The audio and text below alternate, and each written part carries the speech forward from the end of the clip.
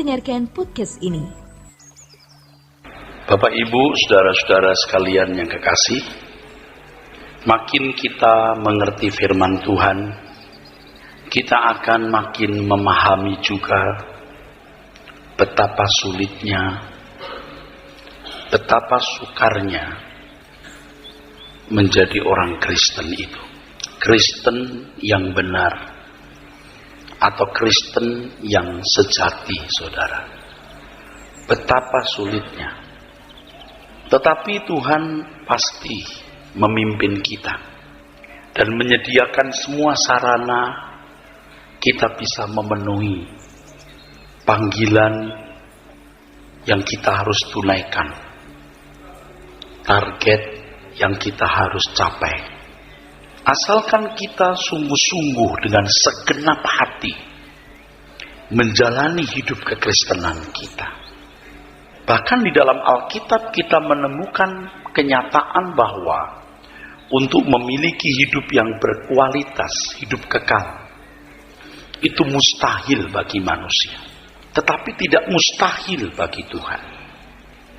Kalau mustahil bagi kita, bukan berarti lalu kita serahkan saja kepada Tuhan. Biarlah Tuhan yang mengerjakan semuanya.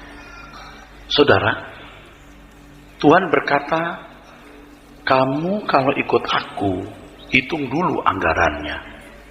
Apakah dengan 10.000 orang, kamu bisa melawan musuhmu sejumlah 20.000? Jadi kamu tidak akan bisa mengalahkannya dengan jumlah 10.000. Tetapi apa yang mustahil bagi manusia tidak mustahil bagi Tuhan.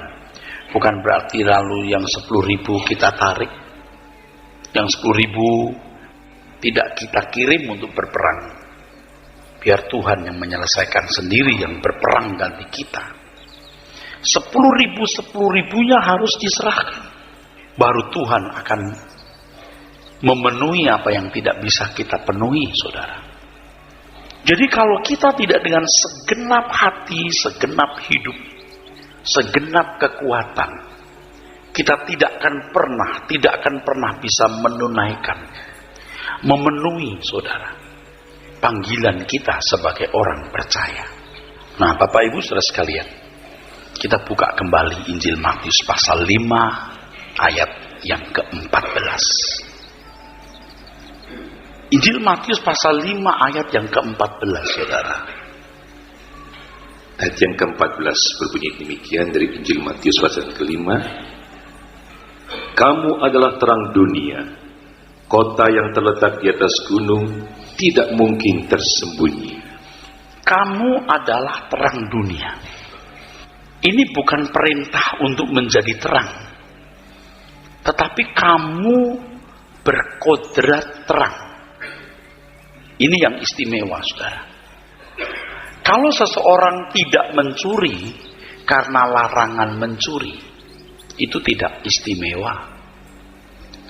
Tetapi kalau orang tidak mencuri karena kodratnya tidak bisa mencuri, itu baru istimewa. Kamu terang, bukan perintah. Kamu harus berkeadaan sebagai terang. Maka kota yang terletak di atas gunung mustahil tersembunyi. Kota itu adalah kota Yerusalem, saudara. Jangan anggap ringan hal ini, saudara. Sebab, kalau pada malam hari seorang asing, musafir, perantau, atau orang yang tidak tahu jalan, mau menemukan kota Yerusalem, itu sulit. Kecuali lampu-lampu rumah penduduk Yerusalem menyala, maka bisa membedakan gunung yang satu ini terdapat kota Yerusalem. Ada banyak gunung. Kalau pada malam hari, saudara pasti sudah tahu betapa gelapnya. Betapa gelapnya gunung, saudara. Kalau sudah salah melangkah, bukan gunung di mana terdapat kota, ia bisa semalaman di luar, saudara. Bahaya. Bukan hanya udara yang dingin, tapi juga, saudara, binatang buas dan lain sebagainya. Jadi betapa pentingnya lampu-lampu dari rumah penduduk Yerusalem. Ketika lampu-lampu rumah penduduk Yerusalem menyala, orang bisa tahu disitulah ada kota Yerusalem. Bisa membedakan gunung ini ada kota Yerusalem. Lalu apa hubungannya dengan pernyataan Tuhan ini? Kamu adalah terang dunia. Kota yang terletak di atas gunung mustahil tersembunyi. Saudara, tentu kota yang dimaksud Tuhan bukan kota Yerusalem secara harafiah, sebab ini merupakan ilustrasi atau gambaran atau figuratif. Yerusalem di sini adalah kerajaan surga, Yerusalem baru. Kamu terang dunia. Dari kelakuanmu, dari gaya hidupmu, orang yang bersentuhan dengan kamu akan melihat dan menemukan surga. Dari cara hidupmu, dari gaya hidupmu, dari perilakumu, dari filosofi hidupmu, orang akan melihat dan menemukan surga. Jadi kalau orang bersentuhan dengan kita tidak menemukan surga, saudara, ada yang salah dalam hidup kita. Sebab kalau anak Tuhan itu pasti menemukan surga. Maksud saya, anak Tuhan itu pasti memancarkan terang di mana orang bisa menemukan surga. Oleh sebab itu anak Tuhan itu sendiri harus sudah menemukan. Sehingga kehidupan seseorang yang menemukan kerajaan Allah itu akan memancarkan terang kerajaan Allah. Kalau jujur saya harus mengakui bahwa bertahun-tahun saya menjadi pendeta. Saya kira saya tidak membuat orang melihat dan menemukan surga dari hidup saya. Mengingat surga bisa. Bergereja bisa. Tetap setia jadi orang Kristen iya. Tetapi saudaraku, mereka tidak melihat dan tidak menemukan surga. Saya bersyukur kepada Tuhan karena Tuhan membuat banyak perkara ajaib dalam hidup saya. Dan saya mulai menyadari kesalahan itu beberapa tahun belakangan ini. Nah, kalau sampai orang tidak melihat dan menemukan surga dalam hidup saya sebagai pelayan jemaat, sebagai pembicara, lalu bagaimana dengan jemaat yang hanya menjadi pendengar khotbah saya? Maka ada titik balik di mana saya mengalami dan melakukan pertobatan dengan kecepatan yang tinggi, saudara. Perubahan demi perubahan melalui berbagai pengalaman-pengalaman hidup yang pedih, yang pahit. Tapi di situ Tuhan menuntun saya untuk menemukan kerajaan Allah dan saya bisa memancarkan kerajaan Allah itu. Nah, Bapak Ibu saudara sekalian, perhatikan ini, saudara. Ketika Allah menciptakan dunia ini, dunia sempurna, saudara, ya. Tuhan mengatakan sungguh amat baik. Waineh of maut, sungguh amat baik. Dunia tidak dirancang untuk hancur.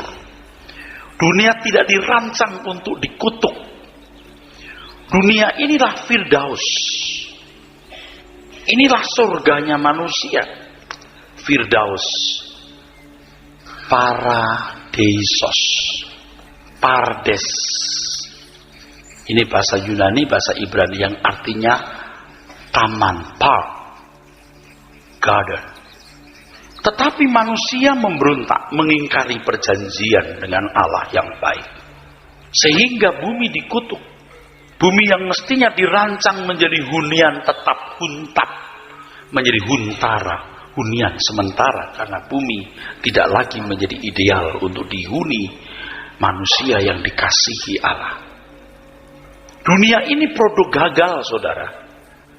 Nah, kita ada di Indonesia yang cukup baik.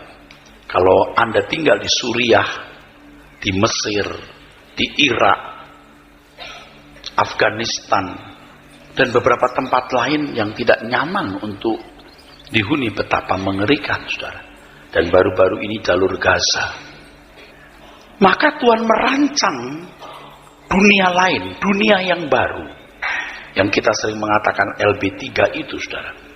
Yang dikatakan dalam firman Tuhan di Ibrani pasal 11 ayat 8, 9, 10. Sebuah kota yang memiliki konsep, memiliki dasar yang dirancang oleh Tuhan, direncanakan dan dibangun oleh Allah sendiri. Dan orang pertama yang dipanggil itu adalah Abraham. Abraham orang pertama yang dipanggil Tuhan untuk mencari dan menemukan negeri itu, saudara. Tuhan suruh dia keluar dari Ur Kasdim, dan Tuhan tidak memberitahu bahwa sesungguhnya negeri itu tidak ada di bumi ini, tapi di dunia lain, di planet yang berbeda. Kenapa, saudara? Kalau hanya menjadi orang taat tidak perlu keluar Ur Kasdim, saudara. Tetapi dia harus keluar Ur Kasdim karena dia harus mengembangkan jiwa kemusafirannya. Jiwa kemusafirannya, saudara. Abraham tidak tahu bahwa negeri itu tidak ada di bumi ini. Bahkan sampai mati hanya dari jauh dia melihat. Tentu melihat dalam vision, bukan secara fisik. Abraham, saudara. Tapi Tuhan menjanjikan bahwa dari Abraham ini nanti ada berkat. Semua bangsa akan diberkati. Dan berkat itu adalah Tuhan Yesus. Jadi kalau bicara mengenai berkat Abraham, jangan berbicara mengenai berkat materi. Memang Abraham seorang yang punya banyak ternak. Tetapi apalah artinya ternak-ternak Abraham dibanding kekayaan Firaun dan kekayaan banyak raja-raja pada zaman itu, saudara? Seberapa senangnya jadi bangsa nomaden, bangsa pengembara yang tinggal di kemah. Dan yang menarik adalah Abraham berasal dari Ur Kasdim. Situs-situs kuno yang ditemukan hari ini di lembah Sumeria itu, saudara, ditemukan tembikar, ditemukan lempengan-lempengan yang berisi tulisan yang disinyalir itu merupakan perpustakaan pada zamannya. Ini daerah metropolis yang luar biasa. Abraham itu tinggal di situ, saudara. Tapi karena panggilan Tuhan, ia meninggalkan Ur Kasdim, saudara, untuk menemukan negeri yang direncanakan dan dibangun oleh Allah sendiri. Nah, dan Abraham hanya tinggal di kemah bersama dengan Ishak dan Yakub yang akan menerima janji yang satu itu, artinya akan menerima langit baru, bumi baru. Nah, setelah itu, saudara, Abraham punya anak-anak. Inilah bangsa Israel. Bangsa Israel tidak punya spirit Abraham. Mereka itu duniawi, saudara. Yang mereka mengerti sebagai berkat itu adalah berkat jasmani, kemakmuran lahiriah, makan, minum, kesehatan, kejayaan, kerajaan, dan lain sebagainya yang bersifat earthly, worldly, duniawi, saudara. Yang hari ini kita membaca dan mendengar berita mengenai membaranya jalur Gaza. Itu yang dipersoalkan bangsa Israel. Bangsa Israel ini, saudara, sudah tercerai-berai ribuan tahun. Tahun 1917 ada sebuah dekrit di Balfour yang dideklar oleh pemerintah Inggris yang mengizinkan orang-orang Yahudi kembali ke tanah airnya. Tahun 1917. Itu yang memicu orang-orang Yahudi kembali ke Palestina, saudara. Nah, tahun 1939 sampai tahun 1945, selama 7 tahun Perang Dunia Kedua, 6 juta orang Yahudi dibantai. 6 juta. Hari ini ada orang mati 600, udah heboh. 6.000, kacau. 6 juta. Nah, sejak itu, saudara, pasti orang-orang Yahudi ingin kembali ke tanah airnya. 3,5 tahun setelah perang usai. Ingat, 7 tahun, 3,5. Ini angka-angka yang luar biasa. Coba perhatikan sejarah. 3,5 tahun kira-kira setelah usai Perang Dunia Kedua, tanggal 14 Mei 1948, Israel memproklamirkan kemerdekaannya dan mengestablis negaranya di Tel Aviv. Israel. Ini Israel duniawi, saudara. Disebut umat pilihan Allah itu karena punya 2 keistimewaan. Satu, dari bangsa Israel orang mengenal Allah yang benar. Dan warisan tindakan perbuatan-perbuatan Allah yang besar itu, yang ditulis dalam Alkitab Perjanjian Lama yang kita pegang. Dan itu kitabnya orang Yahudi, bukan kitab kita sebenarnya. Yang kedua, disebut umat pilihan karena dari bangsa Israel akan lahir Mesias. Tetapi orang Israel sendiri tidak memiliki spiritnya Abraham. Nah, kemudian di sini saudara, orang percaya. Kalau sudah membaca Alkitab di Roma pasal 9, tidak semua orang Israel itu orang Israel. Tidak semua keturunan Ishak itu anak perjanjian. Orang Kristenlah, saudaraku, anak perjanjian yang memiliki spirit Abraham. Kalau orang Israel memperkenalkan siapa Allah yang benar, kita memperkenalkan siapa anak Allah yang benar, yang membawa keselamatan dan yang menyediakan langit baru, bumi baru. Oleh sebab itu, kehidupan orang percaya itu harus kehidupan yang berbeda dengan dunia ini. Harus memiliki keadaan yang berbeda, dengan kualitas yang berbeda, supaya ketika seseorang bersentuhan dengan hidup kita, orang bisa melihat dan menemukan surga. Jangan banyak ribut, saudaraku. Kenali dirimu dengan jujur. Apakah kalau orang bersentuhan dengan kita, orang melihat dan menemukan surga?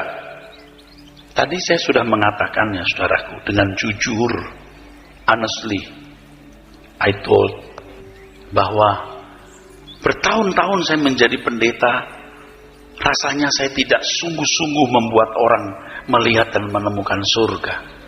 Mengingat surga iya, tapi tidak benar-benar melihat dan menemukan surga.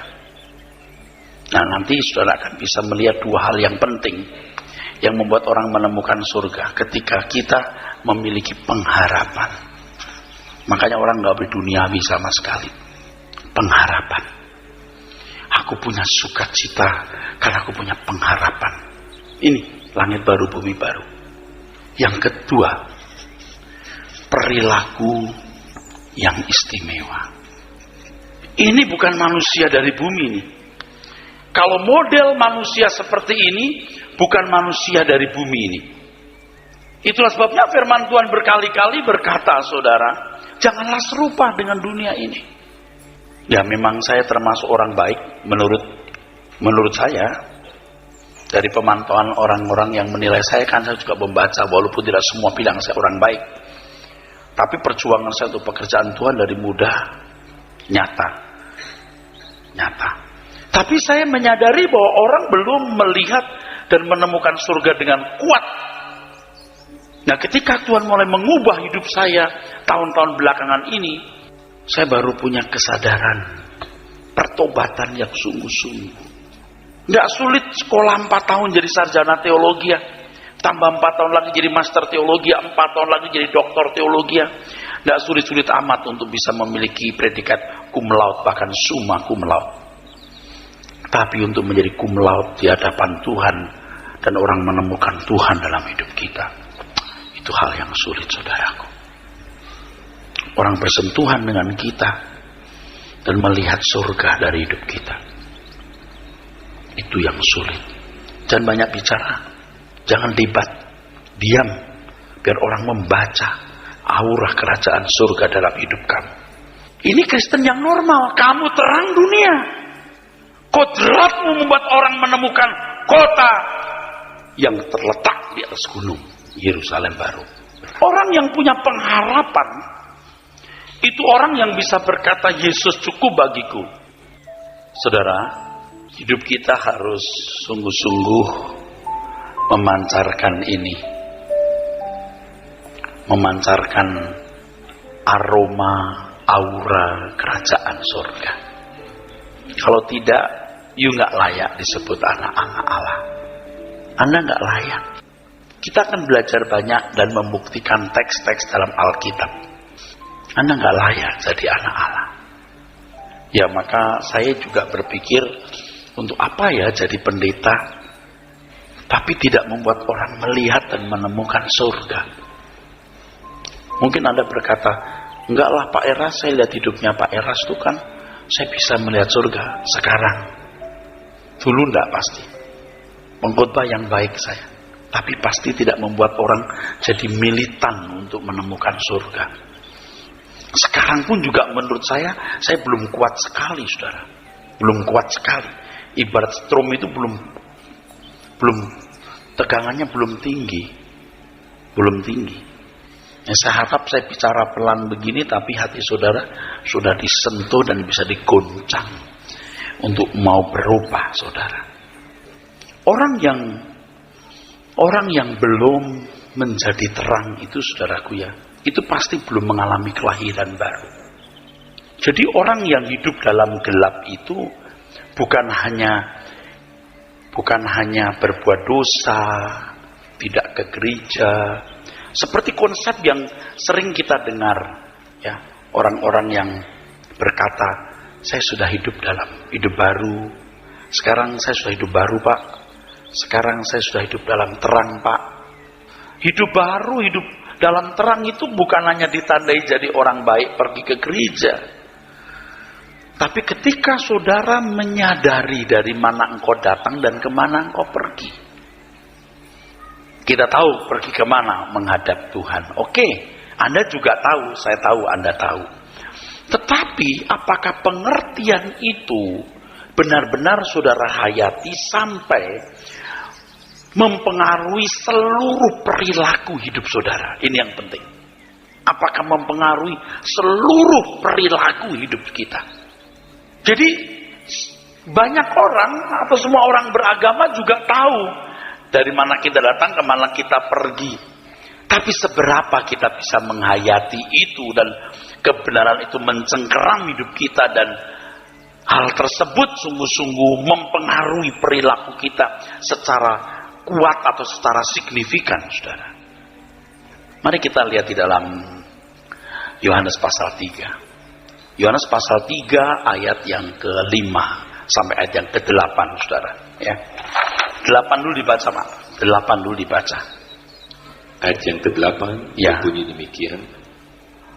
Angin bertiup kemana ia mau, dan engkau mendengar bunyinya, tetapi engkau tidak tahu dari mana ia datang atau kemana ia pergi. Demikianlah halnya dengan tiap-tiap orang yang lahir dari roh. Ya, angin bertiup. Saudara, menarik sekali, saudara. Kata angin di situ, angin bertiup. Angin di situ, ya. Kalau saudara membaca Alkitab, angin melanda kapal yang ditumpangi oleh Tuhan Yesus dan murid-murid sehingga hampir tenggelam, ya. Itu angin itu anemos. Kata angin di situ, saudaraku, anemos. Anemos. Tapi kata angin di Yohanes 3 itu bukan anemos, pneuma. Ini lebih tepat diterjemahkan roh. Nah, sekarang saya akan ngomong agak lebih rumit. Sekarang lebih rumit saya mau ngomong. Pneuma. Orang yang mengalami kelahiran baru itu, saudara, akan menghayati dari mana dia datang dan kemana dia pergi. Kalau dalam hidup orang Kristen, dia mengerti dan menghayati, ia bukan berasal dari dunia ini. Saya juga heran ya, kenapa dari dulu saya tahu ayat-ayat itu, kita bukan berasal dari dunia ini, tapi nggak sampai menyentuh kedalaman batin saya, tidak menyentuh kedalaman jiwa saya dan mempengaruhi perilaku saya. Heran itu, saudara. Rupanya lewat sebuah perjalanan panjang, belajar firman, jatuh bangun, kecewa, pahit, pedih hidup ini baru. Jadi tidak bisa singkat, saudara. Makanya saudara jangan membayangkan lahir baru itu gampang. Saya kira banyak saudara yang belum lahir baru dan banyak pendeta yang belum lahir baru. Iman saja datang dari pendengar oleh firman. Firman Kristus itu pun juga bukan logos, tapi rema. Logosnya benar dulu lewat pengalaman hidup. Logos ini jadi pengertian, jadi rema itu take time, waktu panjang, saudara. Ya. Kalau orang lahir baru menghayati dengan benar, aku bukan berasal dari dunia ini. Aku akan kembali dari mana aku datang. Nah saudara, dengan mendengar firman Tuhan setiap minggu, dengar setiap hari lewat CD khotbah, pertemuan dengan Tuhan dalam doa itu, terbuka nanti. Saya tidak bisa menjelaskan dengan kalimat yang cukup. Misalnya saya berkata, pemandangan alam itu bagus sekali loh. Lautnya itu biru, lalu langitnya itu biru muda dengan awan putih. Ada gunung, paduan warnanya very beautiful. Ya, cuman di situ saya ngomong. Lalu gimana beautifulnya? Ya, you lihat sendiri ya. Saya cuman sampai di situ ngomong. Seperti kalau orang kesetrum kan. Gila, gua kesetrum. Jantung saya kayak mau copot tuh. Nah, cuman di situ dia bisa cerita. Kalau pengen tahu, pegang sendiri. Ya kan? Gimana itu? Nah, saudara kan menghayati itu. Dari mana aku datang, kemana aku pergi gitu, saudara. Nah, saudara mestinya setia terus. Itulah tujuan Anda ada di sini.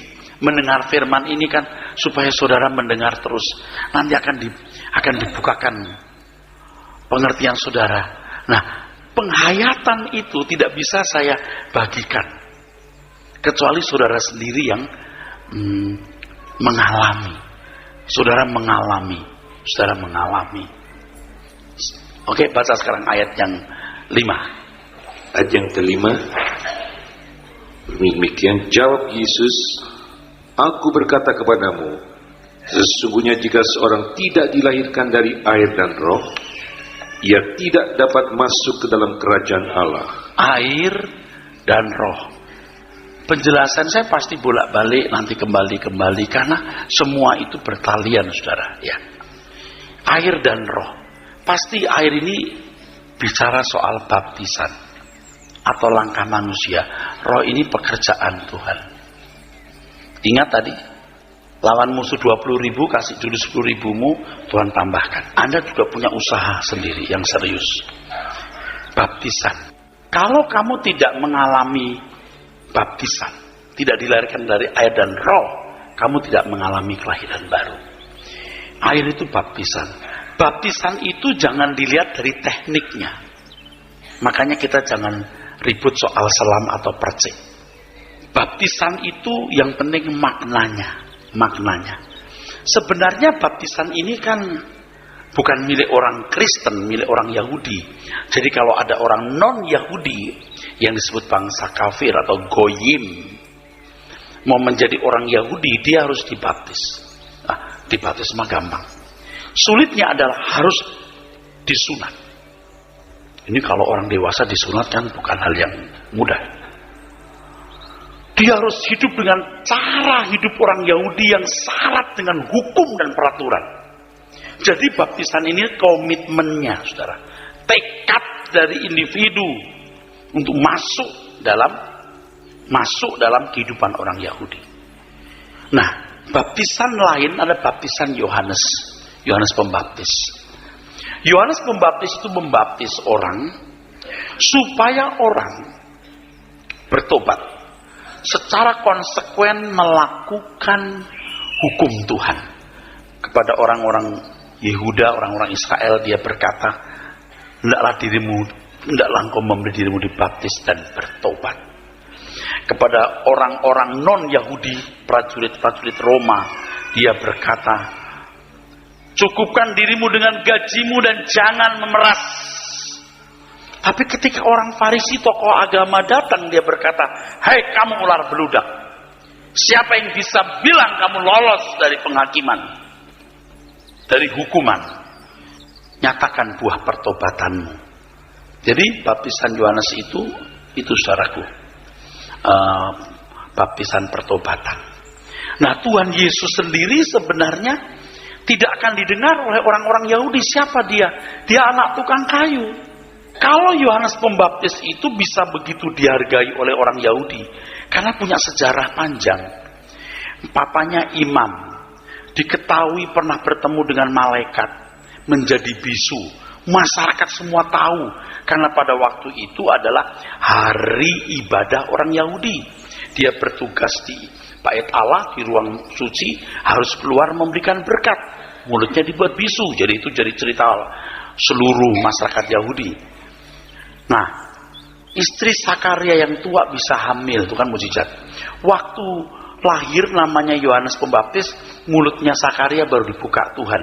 Jadi orang sudah kenal ini anak ajaib.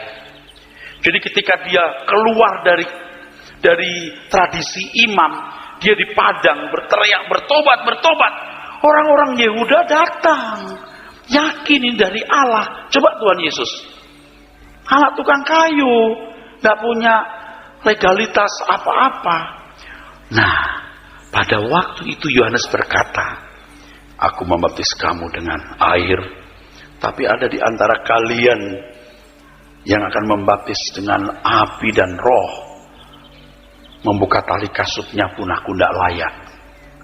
Nah, orang berpikir, sehebat apa orang itu sampai Yohanes Pembaptis, wakil Allah, membuka tali kasutnya nggak layak. Lalu Yohanes Pembaptis berkata kepada Tuhan Yesus, inilah anak domba Allah yang mengangkut dosa dunia. Murid-murid Yohanes pindah ke Tuhan Yesus. Orang-orang ikut ke dia. Tuhan Yesus makin bertambah-tambah, Yohanes makin berkurang-kurang jumlahnya. Nah itu loh disebut Yohanes sebagai mempersiapkan jalan Tuhan. Nah, Tuhan Yesus nggak membaptis sendiri, yang membaptis murid-muridnya Tuhan Yesus, karena murid-muridnya juga mantan murid-muridnya Yohanes Pembaptis. Kalau Tuhan Yesus membaptis dengan Roh Kudus, bicara soal baptisan jangan dikaitkan dengan karunia-karunia roh, beda. Nah, tapi saya tidak menjelaskan hari ini. Bicara soal baptisan roh, artinya setiap orang yang percaya kepada Tuhan Yesus di era zaman anugerah ini harus punya komitmen untuk hidup menurut roh. Dan kita harus berjuang bagaimana kita punya kehendak dimatikan dan kehendak roh dihidupkan. Saya ulangi lagi. Siapa saudara, tatanan yang ada dalam hatimu itu ditentukan oleh apa yang kau dengar, apa yang kau lihat, apa yang masuk di pikiranmu. Tatanan dalam dirimu. Kalau orang sudah biasa nyolong, lihat dompet, samber. Orang biasa jujur, lihat dompet, siapa yang punya? Betul nggak? Tatanannya ada. Orang yang biasa bantu orang, lihat kecelakaan, naik motor, ada orang naik motor jatuh, ya suami istri, dia akan bawa motornya ke pinggir, ikut mengumpulkan barang-barang yang berantakan, masukin tas si ibu, dituntunnya ke samping. Kalau biasa nyolong kecelakaan begitu, yang dicari dompetnya mana? Lain kan saudara? Tatanannya sudah beda, betul nggak? Ya. Kalau pria-pria yang tidak kudus pikirannya, lihat wanita cantik, ngeres otaknya. Tapi kalau orang yang bersih pikirannya, lihat wanita cantik, ya cantik, ya udah. Sama dengan wanita. Kalau wanita yang matre, reaksinya terhadap barang-barang bagus, barang branded, berlian, beda. Saya jalan dengan teman saya di Melbourne. Kenalan, dia seorang Rehoboth. Ketemu di sana, jalan.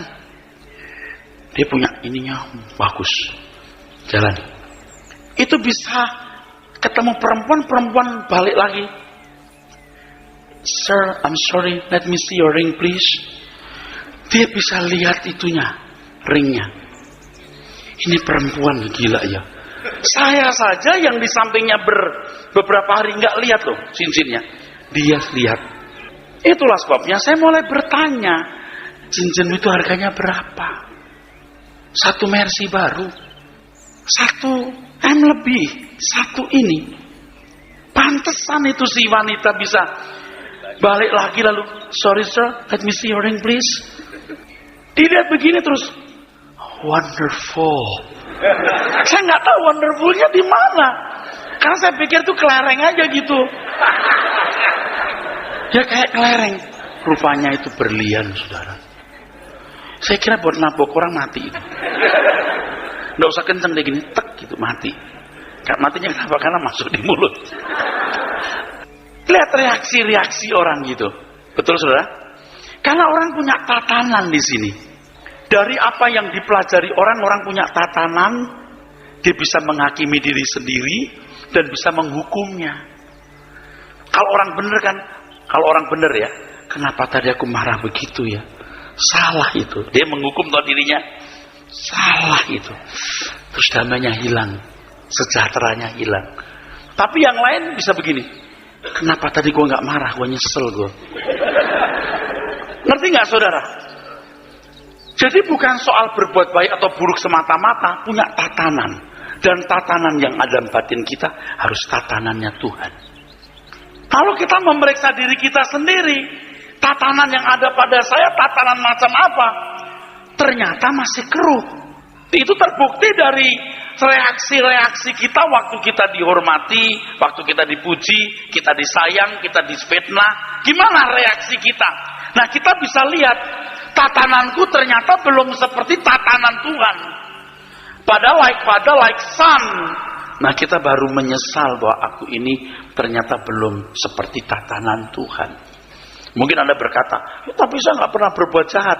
Jahat menurut siapa? Baikmu itu mungkin masih jahat di mata Tuhan. Karena kalau kamu tahu apa yang baik, tapi kamu tidak melakukan, kamu jahat. Oh, saya nggak salah sama orang. Hukumnya tidak berkata, apa yang kamu tidak suka orang perbuat kepadamu, jangan kamu lakukan untuk orang itu. Apa yang tidak kamu suka orang berbuat kepadamu, jangan kamu lakukan. Itu pasif. Tapi apa yang kamu suka orang berbuat kepadamu, buatlah. Itu aktif. Beri kemuliaan saudara. Orang yang lahir baru itu punya tatanan baru dalam hidupnya. Jadi sedikit sekali orang yang lahir baru. Jujur saja. Sedikit sekali. Sedikit sekali. Bukan berarti lalu Anda masuk neraka karena tidak lahir baru. Tapi Anda tidak bisa masuk anggota keluarga kerajaan Allah. Sebab orang yang masuk anggota keluarga kerajaan Allah, menjadi anak-anak Allah, dan memerintah bersama-sama Tuhan Yesus adalah orang yang lahir baru. Anda jangan berkata, wah itu rumusan itu enak-enak. Nggak cukup dalam waktu satu kali Anda dengar khotbah saya. Ini begini saudara. Ini salib. Ini zaman sebelum anugerah, ini zaman sesudah. Kan zaman sebelum anugerah orang itu kan nikah, kerja, karir, dan lain-lain. Inilah kehidupan normal. Dan untuk bisa melestarikan kehidupan ini perlu Tuhan yang memberkati. Dan inilah bangsa Israel. Kalau taat kepada Tuhan, Tuhan memberkati. Tidak taat, Tuhan kutuk. Makanya sering mereka tidak taat, lalu Tuhan kutuk. Hancurlah hidup ekonominya, hancurlah kesehatannya, hancurlah kerajaannya. Lalu mereka bertobat lagi, Tuhan pulihkan lagi. Ini bangsa Israel. Ini cara hidup orang Yahudi itu begini. Tapi masuk zaman perjanjian baru, langsung beda. Jadi anak-anak Allah. Entah Anda menikah, entah tidak. Entah punya anak atau mandul, tidak masalah. Jadi anak-anak Allah, itu yang penting. Yang lain turun dari tahtanya. Ini sama dengan jadi corpus delicti. Dengan jadi corpus delicti, maka jumlah orang-orang yang tidak menyayangkan nyawa cukup atau genap, Tuhan datang kembali. Itu berarti kita ikut menggenapi rencana Allah, saudara.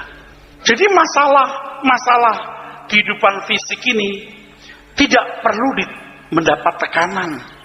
Tapi kita harus kerja keras, harus bertanggung jawab, jaga kesehatan yang baik. Harus, mesti, tidak bisa tidak, saudara. Sebab kalau kita tidak memiliki potensi, bagaimana kita bisa mengabdi? Kasihlah Tuhan Allahmu dengan segenap hati, jiwa, akal, budi, kekuatan. Tapi untuk Tuhan, bukan untuk menikmati dunia ini. Dunia ini bagi kita bukan tempat hunian kita. Kita menantikan langit baru, bumi baru, saudara. Nah sekarang saudara bagaimana dilahirkan jadi anak-anak Allah dengan tatanan di dalam dirimu, dengan hukum dalam dirimu, sebagai anak-anak Allah dengan kualitas anak-anak Allah. Itu yang sulit, saudara. Kalau orang sudah terlanjur kaya, terlanjur terhormat, susah. Amin.